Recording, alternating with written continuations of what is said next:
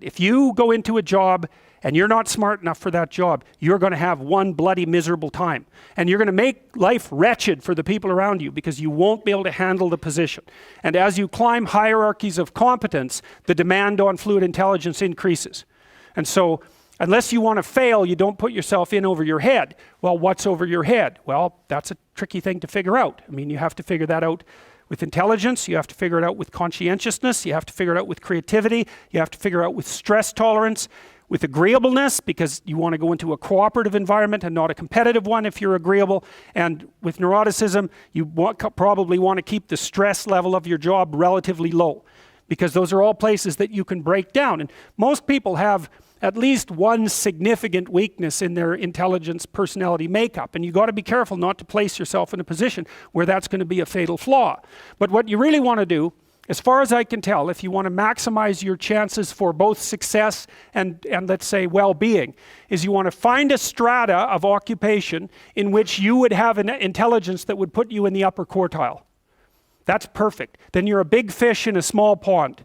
And you don't want to be the stupidest guy in the room. It's a bloody rough place to be. So, and you probably don't want to be the smartest guy in the room either, because what that probably means is you should be in a different room, right? You should look at a place where if you're right at the top, you've mastered it. It's time to go somewhere where you're a little lower so that you've got something to climb up for.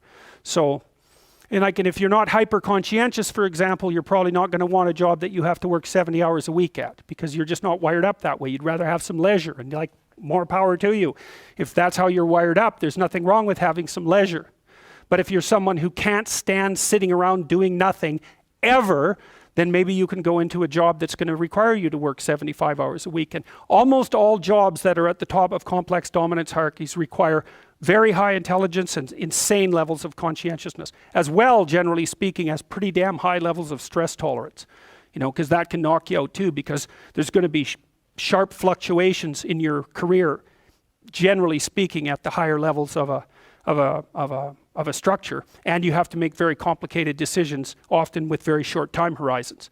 So you have to decide if that's what you want. So, okay, so how smart do you have to be different things in life? Well, if you have an IQ of 116 to 130, you can be an attorney, a research analyst, an editor, an advertising manager, a chemist, an engineer, an executive manager, etc. That's not the high end for IQ, by the way. You know, that it can go up, well, it can go up indefinitely, although there's fewer and fewer people as it goes up.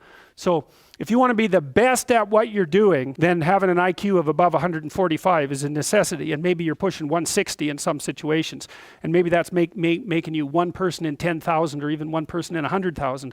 And then also, to really be good at it, you probably have to be reasonably stress tolerant and also somewhat conscientious. And you think, well, why is it that smart people are at the top of dominance hierarchies? And the answer to that, in part, is because they get there first, right? I mean, everything's a race, roughly speaking. And the faster you are, the more likely you are to be at the forefront of the pack. And intelligence, in large part, is speed. So IQ of 110 to 115. So that's 85th to 73rd to 85th percentile. Copywriter, accountant, manager, sales analyst, general manager, purchasing agent, registered nurse, sales account executive. If you look at universities, the smartest people they're above this. Who are the smartest people at university? What do you think? Mathematicians, physicists and mathematicians, right.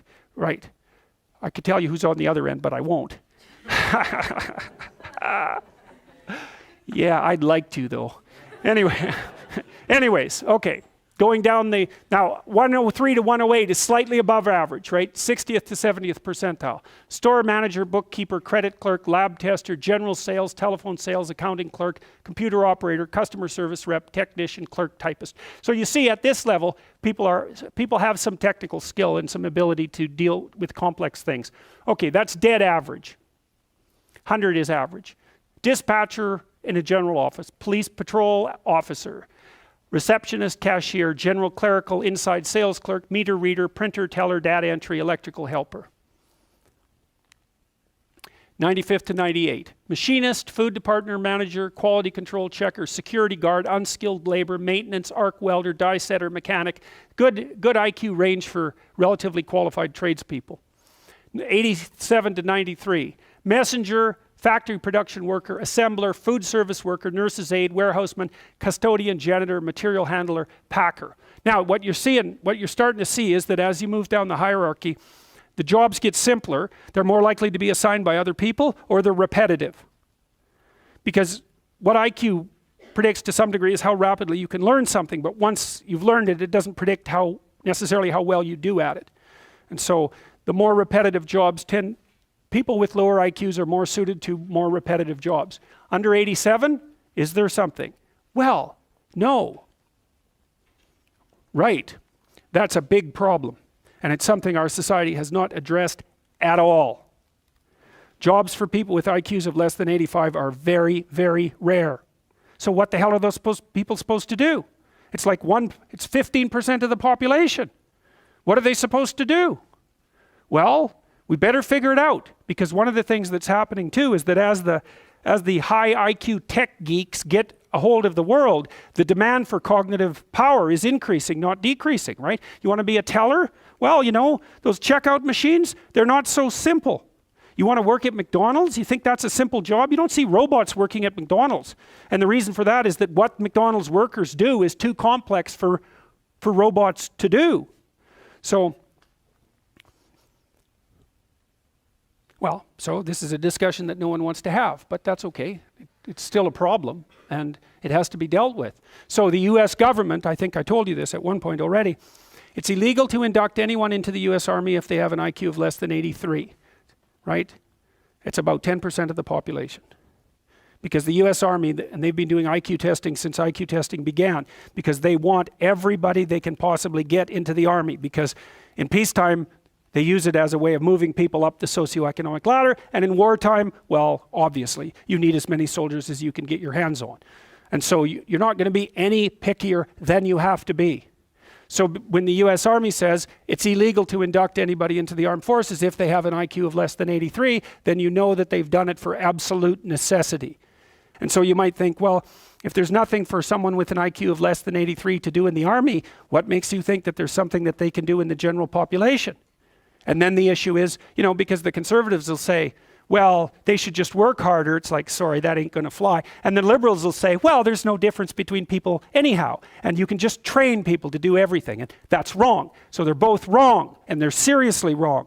And the fact that neither side of the political perspective will take a good, cold, hard look at this problem means that we're going to increasingly have a structural problem in our societies, because we're complexifying everything so rapidly that you can't find employment unless you're intelligent. You guys are really going to face this, you know. Lawyers are disappearing like mad. And the reason for that is, you can look it up online. Increasingly, you can do things yourself if you're smart. And so, like, the working class people have been wiped out pretty nicely over the last 30 years by automation and various other things. It's the low end of the white collar class that's coming up next.